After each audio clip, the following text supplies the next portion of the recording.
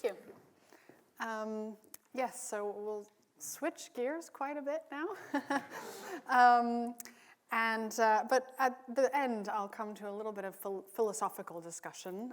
So maybe, hold your breath for that, I guess. Yes, so my lab is really interested in this, the human brain, and really trying to uncover what features really set apart the human brain from that of other animals. And I think most of you will know and appreciate how incredibly complex it is, because of course it gives us these amazing abilities like artistic abilities, cognitive abilities, but it also makes us susceptible to sometimes pretty awful psychological disorders and neurological conditions that you also don't find in the animal kingdom. So something is special about the human brain, gives us this amazing ability, but also makes us very weak in a way. And so we're interested in understanding on a more sort of cell biological and ultimately molecular level what is really different about the human brain. So the feature that we're most interested in, and it's probably just because it's the most obvious thing, is size. So the human brain is very big. And just to kind of illustrate this, I'll walk you through some of these numbers. So these are to scale images of a human brain, a gorilla brain, and a mouse brain. And you can already see, of course, that overall size is bigger for humans. But it's not just overall size, it's also how big our brain is for our body size. So gorillas are big animals, and yet their brains are about 3 times smaller than the human brain. And so when you take into account body size, you can calculate this number called the encephalization quotient. Basically, that is just a fancy way of saying how big is the brain compared to the body, and is it bigger or smaller than we might expect for that body size. So basically, if we go through the whole mammalian all mammals and look at how big their bodies and brains are, we see a trend. And then when you look at humans, we see that our brain is about 7 times bigger than it should be for a body size, for this body size. So another animal with this body size would have a brain 7 times smaller. Now, gorillas actually have a big brain for their body size. Despite how big they are, their brain is actually bigger than you would expect. That's why it's a value more than 1. But you can see it's not nearly as impressive as our 7.4. And there's no other animal on the planet that has an encephalization quotient that big. Mice, on the other hand, actually have a smaller brain for their body size than you would expect. So that, just in terms of thinking about the kinds of model organisms that we use in the lab to understand the human brain, mice in many ways are kind of weird mammals. They have too small of a brain. And so brain size obviously then relates to the number of neurons, the computational units of the brain. And so then if you look at number of neurons, you can see that the human brain has, I've written 86 billion neurons up there. In reality, it varies from person to person, so it's somewhere between 80 and 100 billion. And gorillas, somewhere around 30 billion, and mice, somewhere around 70 million. And so this massive increase in overall brain size is giving rise to a massive increase in the number of neurons. And on top of that, the number of neurons per cubic volume of brain matter is also increased, specifically in primates. So that's what this neuronal density quotient is. That basically that tells you that we have around 7 times more neurons per cubic volume than you would see in other mammals. And that's shared with other primates. So that's not something special about humans, but we are basically the lucky primates that end up, we benefit from this increase in neuronal density that seems to have happened when primates entered the state, appeared evolutionarily. And then on top of that, we are the primates with the biggest brains. So we're just very, very lucky to have all of these extra neurons. And so if you take that number of neurons, just to kind of illustrate this a little bit better, and you compare it to since they're computational units, compare it to different computers with different computational powers. So I just basically went and looked up the number of flops, basically, which is kind of a measurement of how many computations a computer, a processor can do. And if you do that, and then compare sort of from this 80 to 100 billion neurons that we have in humans, and say, okay, that's the most powerful. What's the most powerful computer on the planet? It's the Frontier massive supercomputer. So what would then, for example, a gorilla brain that's got about a third that number be? That would still be a supercomputer, a very powerful supercomputer, the Fugaku, but it's still not quite as powerful as the Frontier. Whereas the mouse would be down at about the level of an Xbox One. So there's clearly something really interesting that's happened in primates. So we're interested in this primate kind of general question. And then on top of that, something more has happened in humans to give rise to this even further increase. And so we want to understand how that comes about. And then, of course, because we have this massively enlarged brain, if we focus on the cerebral cortex, which is thought to be sort of the seat of higher cognitive abilities, the total number of cerebral cortical neurons in humans is about double that of chimpanzees or gorillas. And that also then impacts the way these neurons are connected with each other. So you actually see differences in sort of the connectivity pattern, which is what's shown on the right. And so as I say, we really want to understand how this massive enlargement happens. And ultimately, that means we need to look at development, because we need to understand where those cells are coming from during development. And so in order to understand that, believe it or not, we actually have to start at the very, very beginning of development. So at the very first stage of development, because brain development happens really, really early. So maybe not quite this early, but pretty much right after that. So before I can explain to you how we're doing the work we're doing in my lab, I have to give you a bit of a background on sort of what we know about brain development so far. So it all starts with fertilization of the egg. That then forms the blastocyst, which is what that last movie was showing you, the very beginnings of development. And so the blastocyst has this clump of cells called the inner cell mass, which is going to go through a process called gastrulation. So the cells are going to separate out into separate little zones, and then each of those little zones is going to start becoming a different part of the body. And in particular, this, let's see if this actually works. Hold on, I'm pressing the wrong button. It would help if I press the right button. So this portion up here is going to give rise to the brain, and it's called the neuroectoderm at this early stage. But it basically folds up and closes and forms a tube. And so hopefully in this picture, you can start to recognize a human head and the brain. But you can see it all comes from this really simple tube of epithelial cells. And so these are images of actual human brain. So these are what are called sagittal sections. So it's like if I took a slice right through the middle of my head, but obviously not mine, a human embryo at different stages. And hopefully you can also see, again, it starts out as a tube, and the brain part comes out the most sort of one end of it over here. And this part here is what will then become the cerebral cortex, this big sort of greenish part that's labeled. So if you then were to zoom in on the wall of that developing cerebral cortex, you would see cells that look something like this. So it's full initially of, oops, now I've just turned it off. Sorry, there we go. So it's full initially of these very simple cells that look like this. They're just sort of, they look like little columnar sort of shaped cells, and they're dividing and multiplying. And then at a certain point, they start to change their shape, and they start to make different other cell types, including these cells out here, which are going to become neurons. And then those neurons will move and position themselves in these layers, and then you start to hopefully recognize the beautiful shape of these neurons.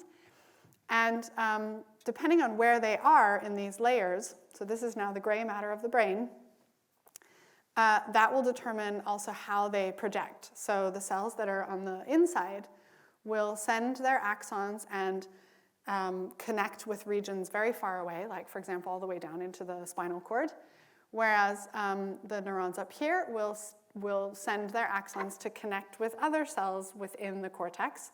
Many of them will cross and go to the other side. But basically the point is that depending on, so these early sort of developmental stages are what's going to then set up the beautiful complexity of the human connectome, the way the whole brain is connected. And that is really then ultimately what enables all this amazing cognition. So to understand this process, we really have to look even at these very, very early stages and start to try to identify what aspects of this process might be special about humans compared with other animals like other apes. And so because we're asking questions that are rather unique to humans, traditional animal models are not necessarily the best in this case. They've given us a lot of insight over the years, but we're now at a point where I think we can start asking questions that animal models can't really provide answers to. And so that's where we've turned to developing a human model system, but obviously we're not going to do experiments in humans, so we need a simplified version that we can use in the lab, and that's where these so-called brain organoids come in. So basically, we are essentially modeling all of these stages that I just walked you through, but now in a dish. So we start with what are called pluripotent stem cells. These are these very same inner cell mass cells. So these are embryonic stem cells taken from the inner cell mass of blastocysts, and then cultured under conditions that we can maintain them and keep them going.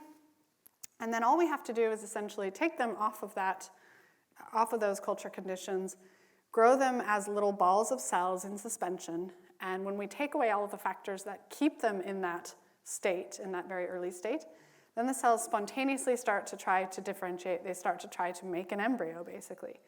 They're just programmed to do that. So all we're really doing is kind of supporting the cells to do what they're already programmed to do.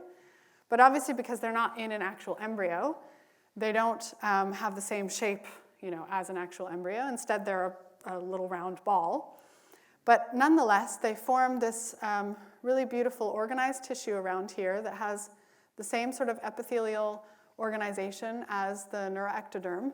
And when we then take those tissues and put them into a droplet of, it's like a gel that's full of protein that kind of mimics the surrounding tissue of the developing brain, then these tissues will actually form these little outgrowths that kind of look like little neural tubes. They have a little space inside. If you look closely, you can see this little lumen here. This thing is kind of hard to point, but anyway, you can see these little lumens inside.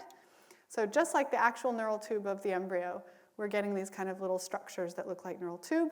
And then we take these and just basically keep them happy by culturing them in a media that keeps the cells growing nicely and providing some agitation to get some good sort of oxygen and nutrient supply. And then these organoids can get really very large.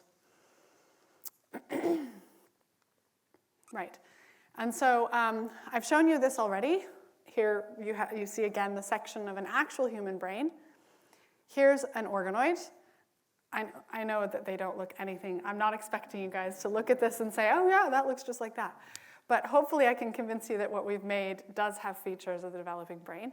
So first of all, I want you to focus on this part that I've outlined in pink, because that is really sort of the part of the brain we're making. So we're not really making these other tissues over here. So this would be the cerebellum, for example. Here's the brainstem. We're really focusing on mainly the cerebral cortex, but also this fluffy stuff in here that you might have noticed. This is called the choroid plexus, and it's responsible for generating the fluid inside the cerebrospinal fluid. And so the organoids have these identities, but what about the overall shape? So this is an organoid where, of course, they're not normally blue, first of all. What we've done is we've injected a blue dye so that you can see these spaces here. So hopefully you can see there's all these little sort of bumps coming off the organoid, and there are these fluid-filled spaces. And so essentially each one of these little bumps, each one of these sort of outgrowths is like a little cortex growing off of the organoid. So rather than like in the human brain where you just have one cerebral cortex that's been sort of split into two hemispheres, the organoid has lots of little like cortical tissues growing off of it. And so we we kind of analyze each one of these as a sort of a little unit in a way. So here's an organoid where we've now sectioned through it. So just like with the actual human brain where I've shown you these sections through it, again, we can do the same with organoids. And you can see, again, these little outgrowths, and you can see these fluid-filled spaces. And here's one. This is one of these lobes on an organoid, and this is a section through an actual developing brain. Now this is a mouse brain on the bottom, but you can still see, because in these early time points, there's a lot of similarity in terms of their development. And you can see very nicely the fluid-filled space, these ventricles, just like you see in an actual brain. And also if you zoom in on the wall of the cortex here, so each of these little spots is a cell. And on the inside, next to the fluid-filled space, you have the progenitors, the stem cells, that I was attempting to draw for you before. And then you have the neurons out here. And so this is what will become the gray matter of the brain that's going to then give rise to all those beautiful layers, and then all those cells are going to send their connections out. So hopefully you can recognize how nicely the sort of the architecture of the organoid matches the kind of architecture that you see in the actual brain. So we have this tool now. Now we want to use it.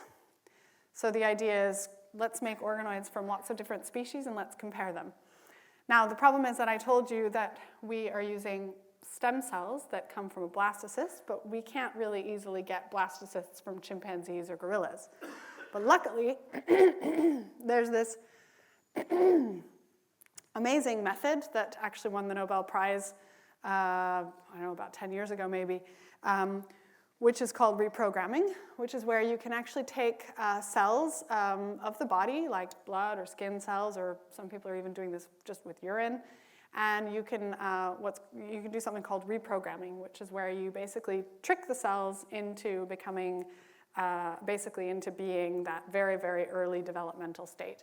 So the cells now sort of behave, for all intents and purposes, just like embryonic stem cells. And then we can use those to generate brain organoids.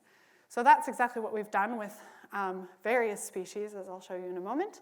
And then because we have these now induced pluripotent stem cells from these different species, we can generate organoids and we can compare them.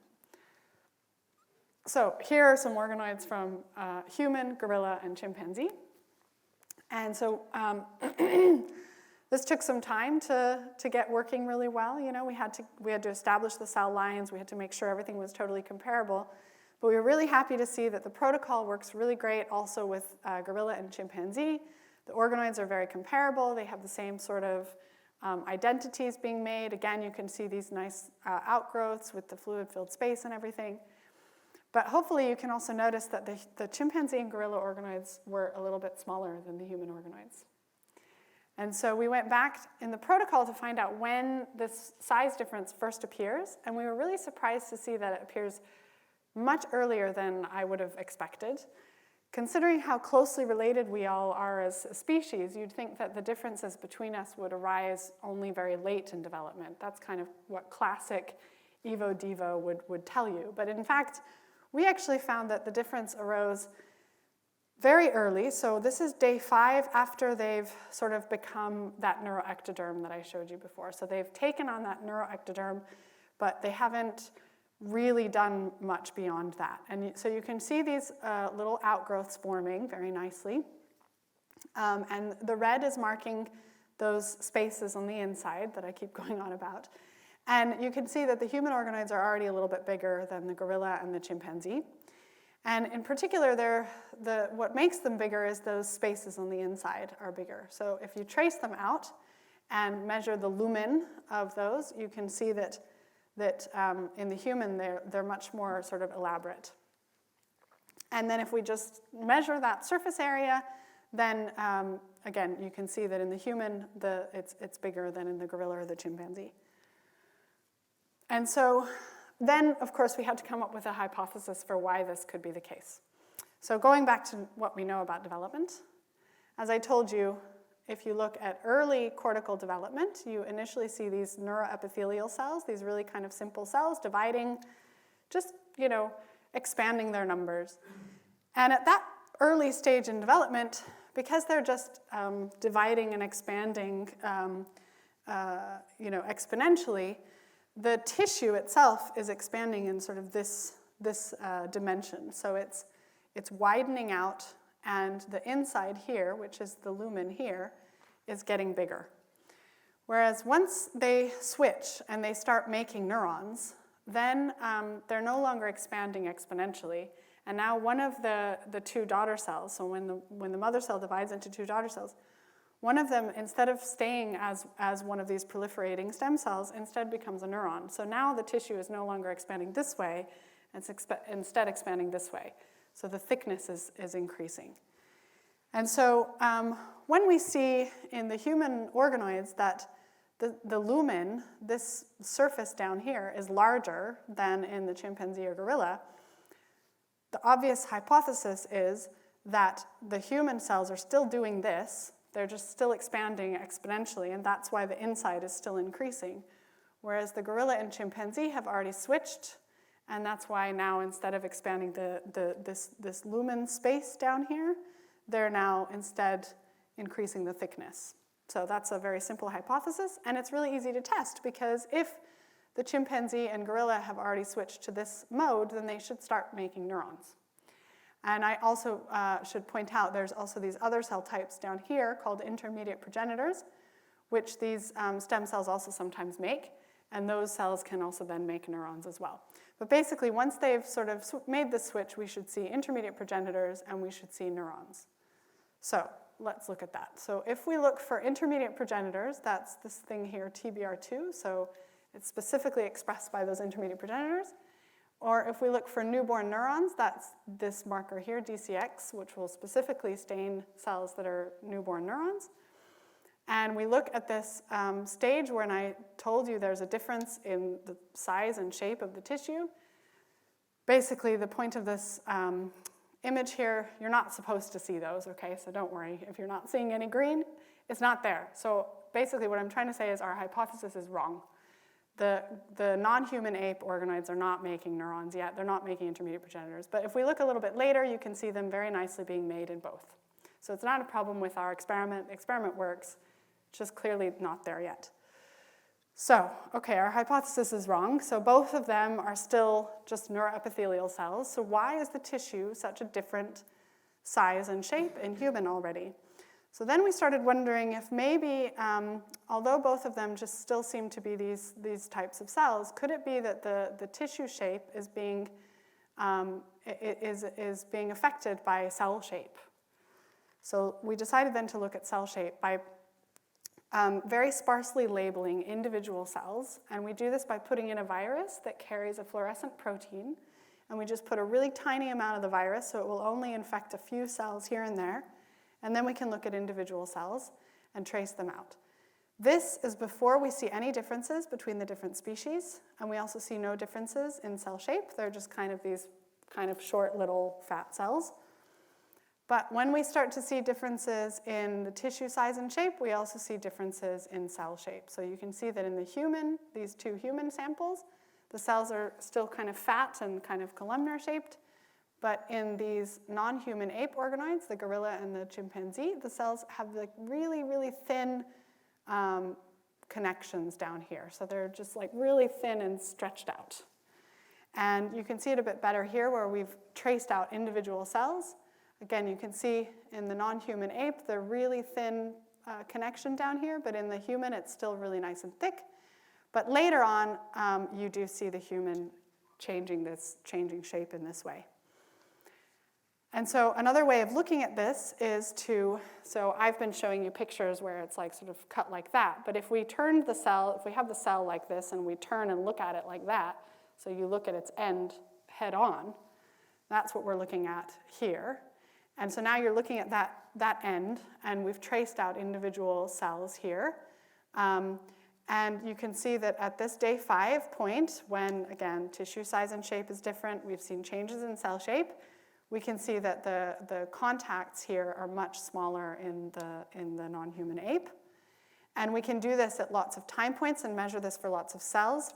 So that's why we like this measurement, because it gives us a lot more data. And you can see that that in both you do see this, this decrease in the thickness of that contact point, but in the human, the decrease is happening more slowly. So, like, for example, you don't really see, you see basically the human day 8 looks kind of like the gorilla day 5. So it's delayed. Okay, and so now if we look at, because we have this change in cell shape, we started wondering about where the cell body, the nucleus, was of these cells. And so we looked at the nuclear packing and just kind of looked at where are the nuclei when you now look again at a cross-section of this tissue. So again, you have this lumen down here, this fluid-filled space down here, and you have the outside here. And now if we look at where the nuclei tend to be, we find that in the human organoids, you have nuclei sort of more evenly spaced along here than you do in the non-human ape. And this relates to a really important behavior of these cells.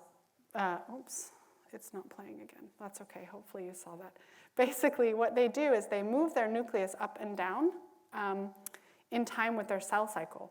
So they always divide, split into two. They always go through what's called mitosis at the apical side.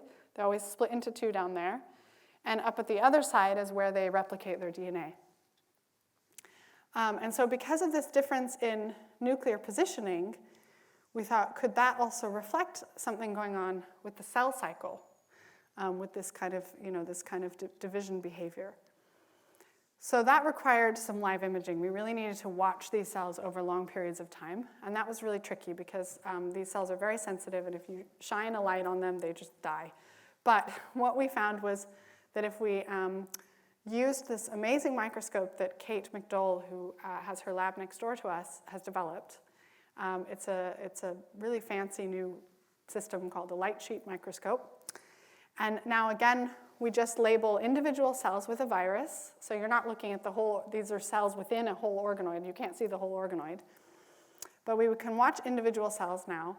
And we can basically just trace how long does it take to go from one division to the next division. Just how long does that whole cycle take? And if we do that, what we find is that the human cell cycle seems to be faster at this point.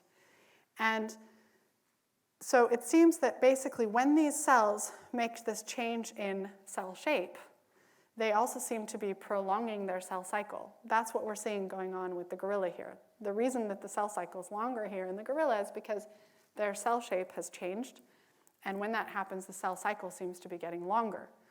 And so because this whole process, this whole cell shape transition, and the longer cell cycle that goes along with it, because that happens more slowly in human, they spend a longer time in a faster division mode. And so we can do a little bit of just simple growth curve modeling here to kind of look at what effect that would have on cell number.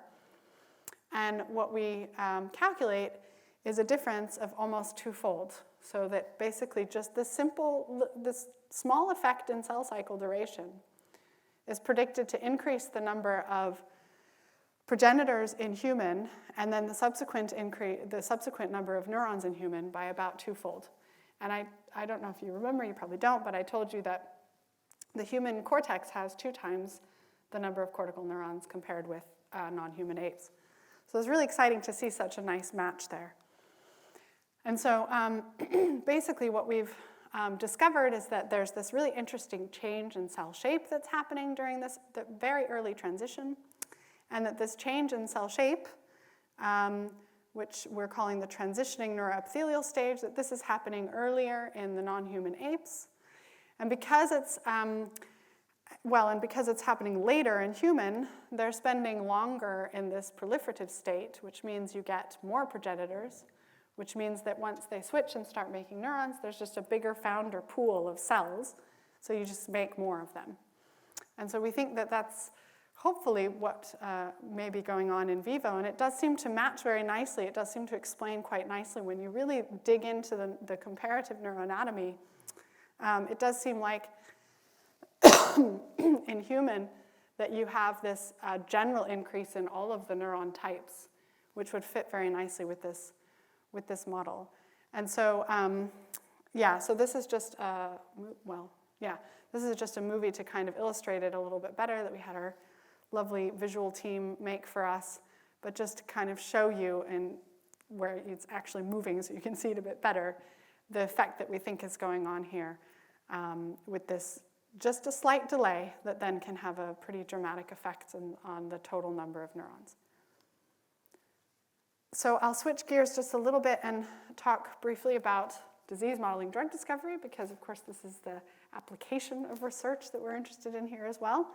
And, and just to, again, kind of hammer home that we really need these human models, not just because of these interesting evolutionary questions, but also because of difficulties in drug discovery. So it's quite well known that a large number, I think the current number is something like 90% of drug candidates fail in clinical trials. So despite lots of really promising work in preclinical studies, the failure rate in clinical trials is pretty dismal. And so some people actually call this the valley of death.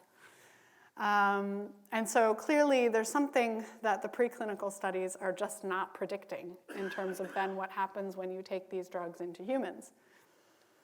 And in neuroscience especially, that's pretty awful. So in neurology or in psychiatry, the likelihood of approval from phase 1 is lower than most of the other therapeutic areas. And I think the reason is because of what I just was talking about for the last half of my talk, which is really that the human brain isn't just a big rodent brain. There's something really special about the human brain. And so all of these preclinical models, spinal cord injury has been cured many, many times in mice, but then when you bring it into the clinic, it doesn't work. And so we're missing something. So we, of course, recognized the potential of these human models, and so we decided to model a particular disorder called microcephaly, where the brain is too small. And we modeled a genetic condition, a genetic form of microcephaly. And this is a perfect example where the animal models are rather disappointing. So if you introduce, for example, if you introduce the same mutation into a mouse that this person has, you see not much of an effect on brain size. It's not nearly the kind of dramatic brain reduction that you see in the human patient. So we figured that organoids could potentially give us some insight into this condition, and so we got skin cells from this patient here and reprogrammed them to pluripotent stem cells and generated organoids. And sure enough, the organoids were much, much smaller. And it turns out, so now that we had this tool, this method, we could then investigate why, right? And so we just went back in the protocol to earlier in the protocol to try to find out what was going wrong before this that led to this decreased size. And what we found was kind of surprising, actually. So when you look earlier in development, in the control, the healthy organoids, you see mainly just progenitors at this really early time point, and only a few neurons have been made. But in the patient-derived organoids, there's already a huge amount of neurons. So they're making neurons way too early. And so basically, long story short, what we discovered is that in this condition, what seems to be happening is these stem cells are getting depleted because they're making neurons too soon, and they're not setting up that founder pool that seems to be so important for human brain size. And so now many in the field are starting to use these organoids to generate organoids from a variety of different conditions and really try to get some molecular insight into what's going wrong in these conditions. And so just to kind of, I'm not expecting you to follow every single one of these, but just to kind of highlight how powerful and what an explosion this field is really experiencing. So for example, lissencephaly is a condition where the brain is smooth, so it's not folded correctly, and this has been modeled in organoids. The effects of hypoxia, this can happen in, for example, like preterm births or other sorts of conditions during birth. Autism is being, so genetic forms of autism are being modeled. Alzheimer's disease, we can actually see these plaques and tangles that you see in the brains of patients with Alzheimer's disease. Epilepsy, brain tumors, schizophrenia, Zika virus, I don't know if you guys remember that one. That was a virus many of us forgot about because of the more recent one. But yeah, so organoids are rapidly becoming a new tool in the toolbox that we can kind of add to what we already have. But because it's a human tool, we can start to ask these specific questions about human biology.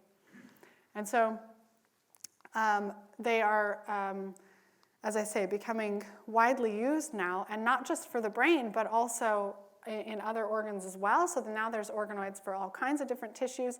Intestinal organoids were really the first organoids to be made. But now we have kidney organoids, liver organoids, we have organoids for the vasculature, we have organoids for the lymph system, organoids for testicular organoids, ovarian organoids, like pretty much any organ you can name, they're starting to make organoids for. And because we have these organoids, we can generate them from healthy or disease conditions and actually start to use them for drug screening. So people are starting to do this already in brain organoids, for example, looking for drugs for Creutzfeldt-Jakob disease, Alzheimer's disease. Others are using different types of organoids, like, for example, organoids derived from tumor cells to actually start developing new therapies in that realm. And in fact, this paper from AstraZeneca reported that when, again, species-specific differences are really important here. And it turns out that human organoids behave differently than dog or rat organoids. I'm honestly not too surprised here. But what's interesting is they state that this drug that they were interested in, if they had only had the dog or rat, they would have thrown this drug out. They would have considered it a failure. But in the human organoids, it predicted something very different, and so they were able to keep it going. And so, yeah, I think we're going to see a lot more new therapeutics being developed with the help of organoids. And we can even take organoids and actually correct them. So there's this beautiful method called CRISPR-Cas, genetic engineering. So obviously this only applies to genetic conditions, but where we could take the cells from a patient with a genetic condition, fix them using CRISPR-Cas, and then generate organoids that could be used for cell replacement therapies. So not just using organoids to discover drugs, but organoids themselves could be new therapeutics. Okay, and so then I just want to briefly touch on some work we've been doing now, looking at then this other aspect of therapeutics, which is how do you actually get drugs into the brain? So let's say we have a disease model and we discover an amazing drug that would work really well for treating a brain tumor, but how do we actually get it into the brain tumor? Because there's this problem, which is that the brain is a unique organ protected by the blood-brain barrier. And so, but the fact is actually, so many of you probably have heard of the blood-brain barrier. It's really, surrounding these, the vasculature of the brain and preventing, potential therapeutics from entering the brain. But you may not know that much about another important fluid in the brain, which is the cerebrospinal fluid. So I mentioned it briefly at one point, but it's the fluid that fills those lumens that I kept going on about earlier. And those lumens are still there even in the adult brain, and they're filled with cerebrospinal fluid. And we know that you can, in fact, you can kind of override the blood-brain barrier by simply injecting a drug directly into the cerebrospinal fluid, either right into these fluid-filled lumens, the ventricles, or into the spine through an intrathecal injection, like a spinal tap, basically. And so that suggests that the cerebrospinal fluid is it's on the brain side of the blood-brain barrier. So if you can get something into the cerebrospinal fluid, then you can get something into the brain. So a lot of focus has been on trying to get drugs past the blood-brain barrier, but the blood-brain barrier is really complex.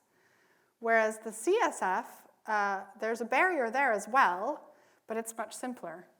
So the blood CSF barrier is really just this one cell type, this tissue called the choroid plexus epithelium, whereas the blood-brain barrier has the endothelial cells, the pericytes, the astrocyte end feet. There's other sort of stromal cells in between here as well. So there's this whole complex mix of cells all contributing to the blood-brain barrier, whereas the blood CSF barrier is much simpler. And so we thought maybe this could offer sort of a back door into the brain that people haven't really been investigating.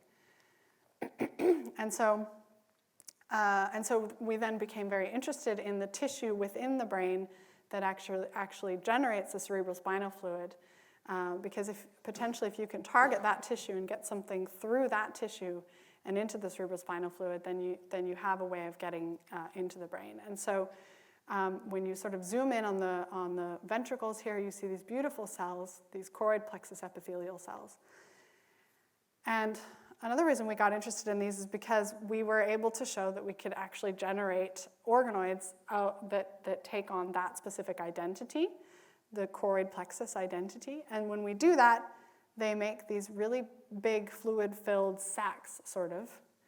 And you can see that they're surrounded by a nice epithelium, just like the choroid plexus is. And if we extract fluid from within these and we do some mass spectrometry on it to identify the different proteins, and then we compare that with actual CSF, we see really fantastic overlap. So basically, these organoids are making CSF.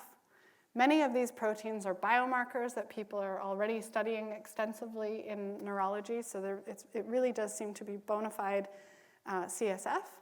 And they're not just producing proteins and into this kind of CSF, but they're also filtering. So when you actually look at some of these organoids on a white background, then you can see the media outside is pink, but the fluid inside is totally clear. So it means it's not just like the media outside that's like leaking in or something. It's a separate kind of fluid. And so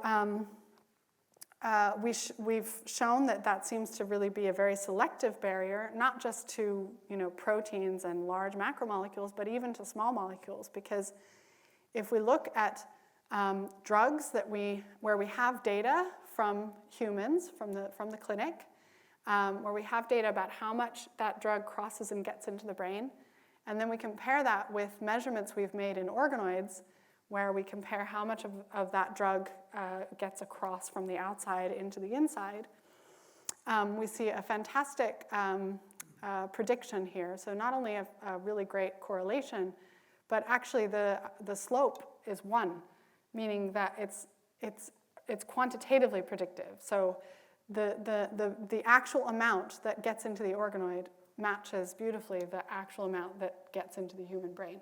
And so this is really unique. No other in vitro model sees that kind of quantitative predictive power. So we now are using it to look at other drugs where maybe we don't really know what's going on. In particular, there's this drug here, which unfortunately actually killed somebody and left 5 others with brain damage. So this was a drug that went into clinical trials. The preclinical data looked all fine, no safety concerns.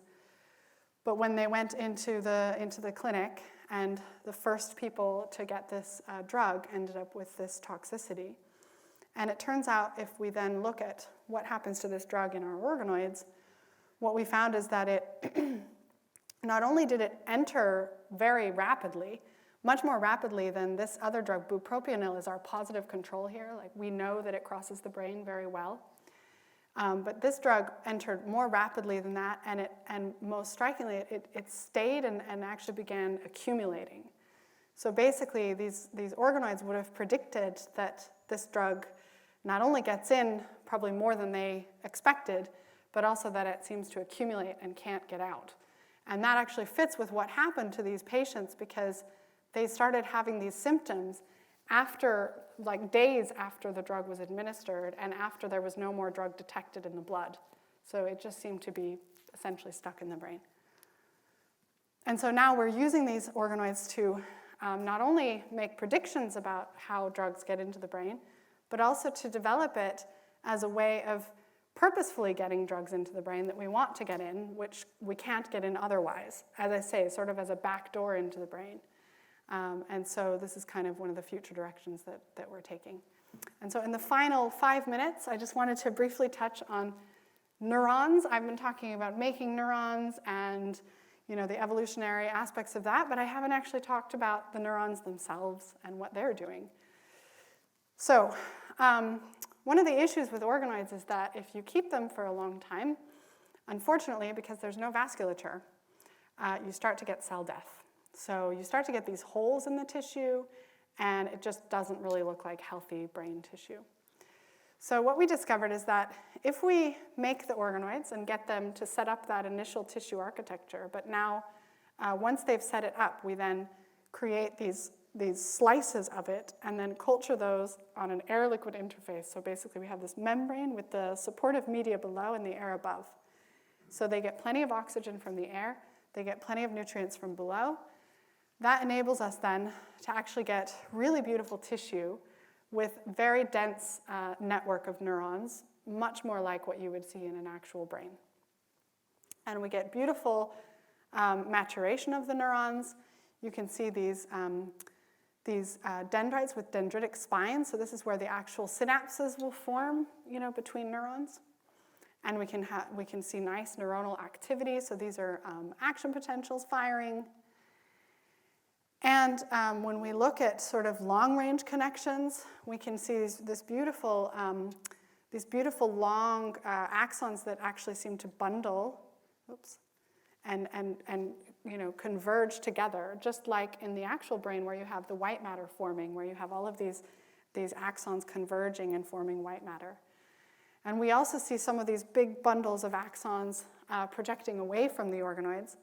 Just like, again, in the actual brain, you have some neurons that project within the cortex and others that actually leave the cortex and seek out other tissues. And so, yeah, just like an actual connectome, we see oriented bundling in these organoids.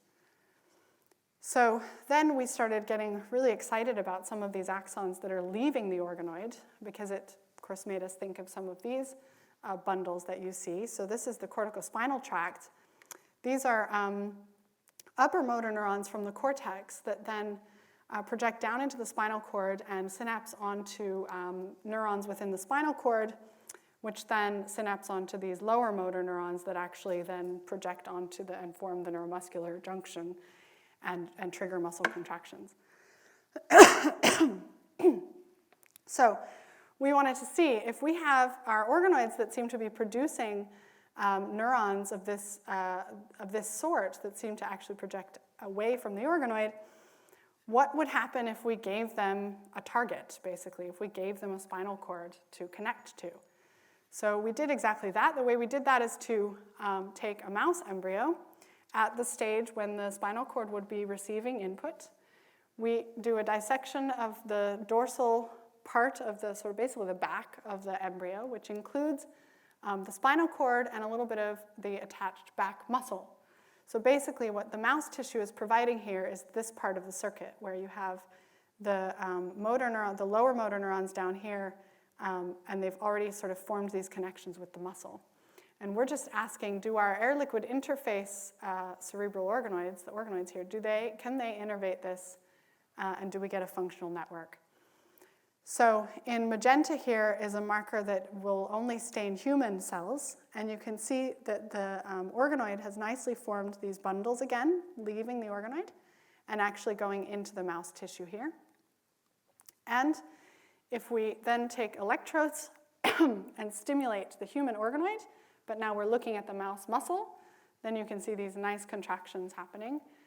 And if we, and this is just a trace of that, but now on the right, the video is where we've actually cut the connection. So we're still stimulating, but now we've cut the connection between the two, and you don't see any contractions. You're not supposed to see any contractions, because basically these muscular contractions do depend on the connections coming from the human organoid, showing that it's actually giving us a functional connection there. It's not going. There we go. Okay, and so I'm going to end, as I mentioned, I was going to briefly touch on some philosophy here. So one of the questions that I get a lot, and I think it's also stimulated by some of this neural activity that I'm showing you, is could these organoids be conscious? They are brain tissue, we're getting neurons, they're connecting with each other, so could they be conscious? So first of all, we have to start this whole thing with what is consciousness? I don't know, so I put the Wikipedia entry. into a word cloud just to kind of see what comes up. And I was struck by the amount of like cans and mays and, however, and lots of sort of, question marks there, because it's actually very hard to define consciousness. In general, something about the brain, probably, the mind, but and experience, but it's actually really difficult to really define consciousness. So I'm not going to claim to have a definition here that we will all accept, but what I would argue is that most people would probably agree that consciousness is something emergent. I'm sure there are people who will disagree with this, but for the most part, we probably would agree that a single neuron by itself in a dish is probably not conscious, just like this lectern is probably not conscious. But something happens between having just a single neuron and having this really hugely complex human brain that gives rise to consciousness. So the big question is sort of what's going on in between, and could organoids be where are they on that kind of spectrum?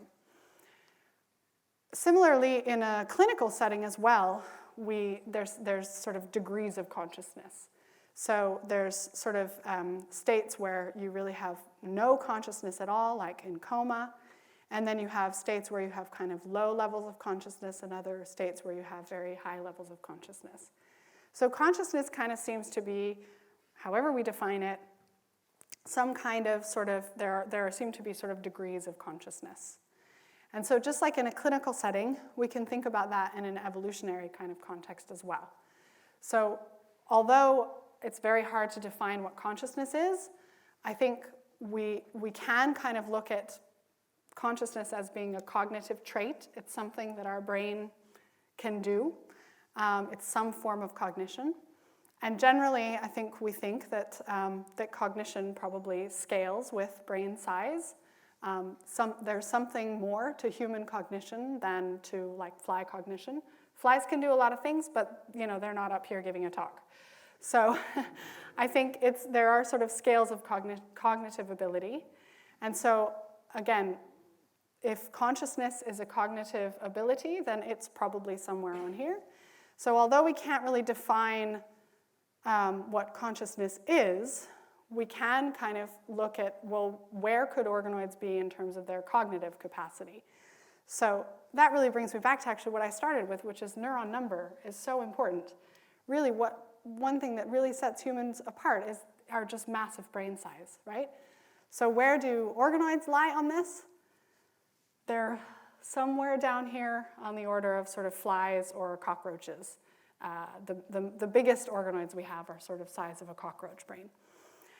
And that doesn't even take into account other aspects that are very important for cognition, like, for example, the organization of the neurons, the overall sort of organization of the network, the fact that it's in a body, right? So a brain that's never been in a body to experience anything has no experiences to be conscious of. So sort of what would it be conscious of if it's had no experiences? So there's a lot of things that I think we would generally agree are required to enable consciousness. And even if we only look at neuron number, I think we're pretty far away. But take all that other stuff into account, and I think we're pretty far away from something that could be conscious. And I would argue that what we should really be focusing on is the actual conscious human beings out there that are suffering and that need some new treatments. And so this is where I think just tying it back to drug discovery and the power of these organoids and the fact that they are starting to actually identify some new drugs, and I think the future is bright, and hopefully we'll have a whole panel of new drugs that we can use to start providing some relief to actual conscious human beings who are suffering. So with that, I will just finish and thank especially my fantastic team of postdocs, PhD students, and technicians. And of course, I also really want to thank my collaborators and my various funding sources. And yeah, happy to take questions. Thanks.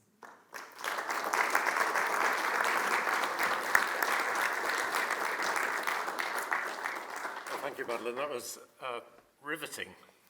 Fantastic. Thank you.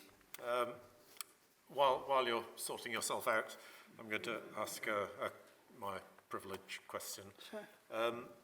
You mentioned Alzheimer's a couple of times, obviously a very important disease. Do you think there's progress emerging in understanding what leads to the formation of tau? Yeah. So at the moment, I think, at the moment, it's still really new. So the Alzheimer's work that has been published is like 2 years old. Yeah. So initially, it was just demonstrating whether these were good models or not. And of course, they don't model all aspects. And, there's so much of these different conditions that is, behavioral and cognitive, which we can't model, but we can model the cell biological basis. So I think just seeing those plaques and tangles is really impressive because, in a mouse model, you have to introduce a whole bunch of mutations in order to start seeing that.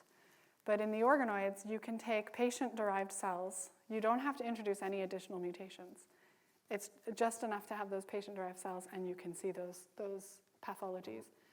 Okay. So it's really, I think, potentially a powerful tool that, and I guess time will tell. It's not work that I'm doing, so I don't have more of an update for you, but I'm very hopeful. Thank you. Questions from the audience? Are there any online, Valerie? We'll have one online first, and then. So, thank you for this description of your wonderful research. This is from Graham Cox. I thought it was wonderful too. Thank you. In the introduction, comparing brains with computers, you compared the dimensionless number of neurons with the number of flops. Oh, in future presentations to non-neurologists, might it be better to avoid this time-dimensional anomaly? I think that's... Yeah. Yes. Probably. Okay. Thank you, Graham, yes. Thank you. Numbers versus... yes, yeah, of course, yeah. No, rates. one is, I guess it would be more like processor units or, rather than the actual computational power, but yeah. Okay. Yeah, well, on that, if your organoids are not conscious, can they solve problems? Can they solve problems? Can you put signals into them and get them to process them? It's a good question. There are a few labs that are attempting to do so. I'm still really skeptical about where we are with that.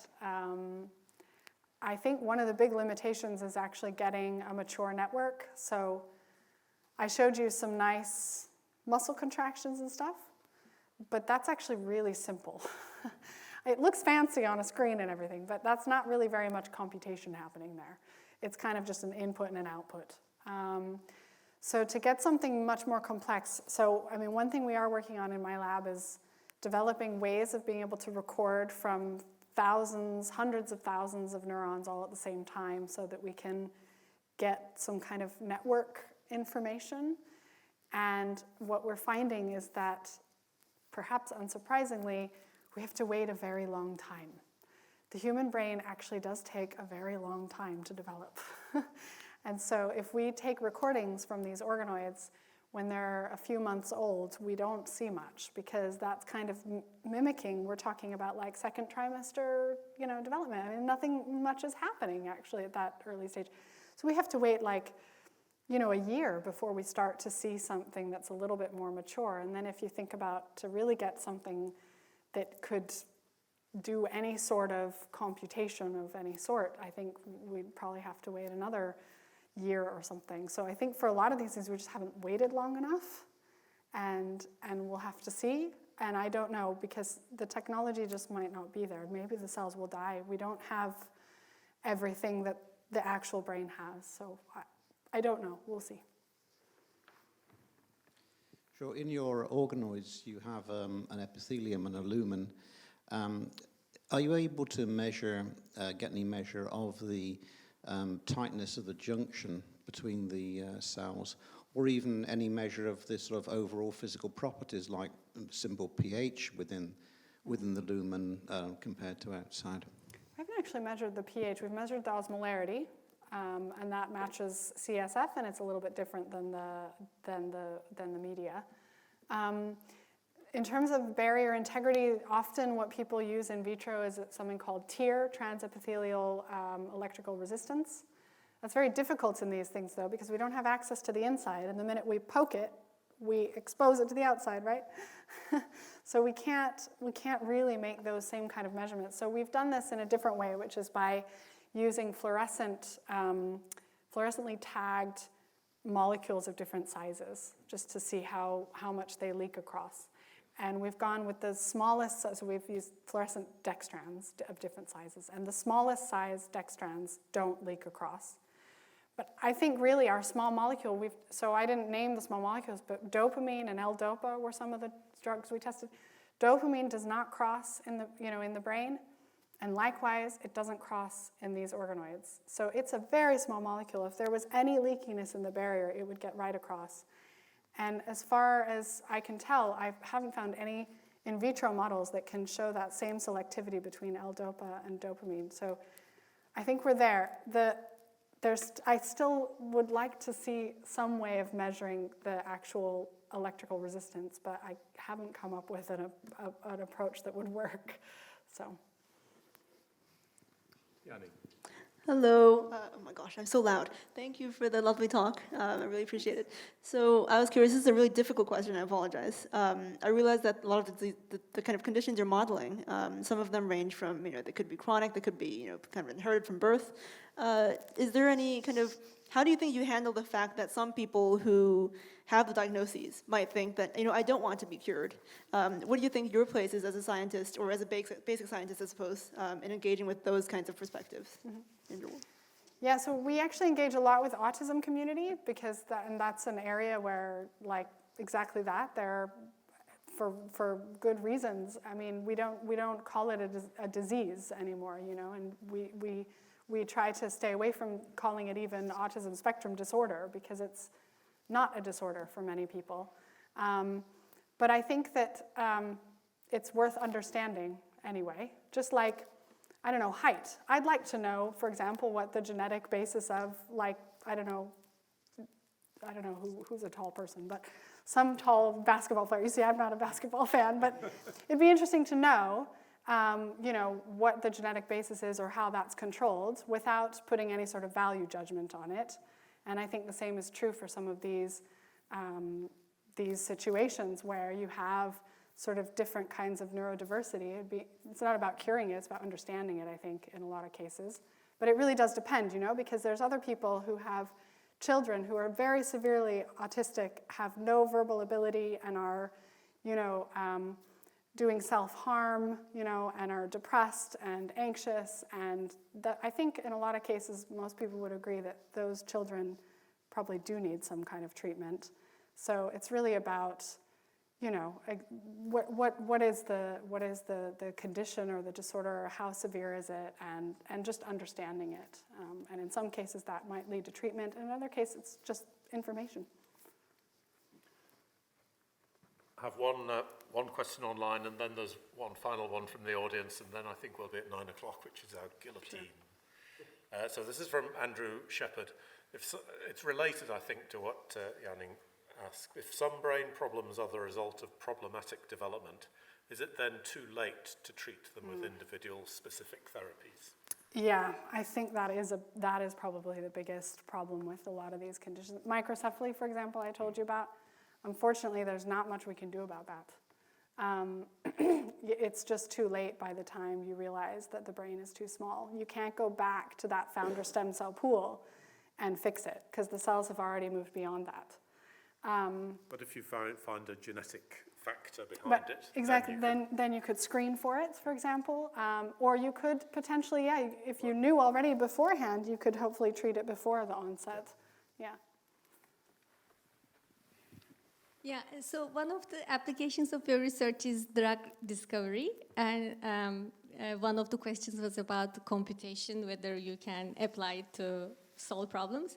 I was wondering whether another application can be, you talked about reprogramming, and maybe early on you can make some intervention, and you can develop brains that is even more neuron intensity than humans have, or larger Yeah. than humans? Is it possible? Yeah, so like superhuman, can we reach a? Exactly. Yeah, yeah. I mean, I don't know. I think the thing is that of course I keep going on about neuron number and size, but it really does, of course, matter how the cells are connected with one another, and it's we see this also in machine learning and AI, that if you model these networks based on what we know about actual brains, you get really amazing, computation coming out of these models. So I think it's also about how they're connected. So I don't think it wouldn't make sense to just kind of like hook up a randomly organized organoid, into a human brain. But I mean, maybe for some of like I mentioned, cell replacement therapies or things like that. I mean, for example, in Parkinson's disease, where you have this loss of dopaminergic neurons, we can also make midbrain organoids. I kept talking about cerebral cortical organoids, but you can make organoids that are generating the dopaminergic neurons that are lost in Parkinson's disease. So you could potentially transplant, these organoids into the substantia nigra, which is being lost in those patients. So I think that'll probably be the first step, and then I don't know about sort of pushing it beyond where we currently are as a species, but I don't know. We'll see. Good. Well, thank you very much indeed. Thank you.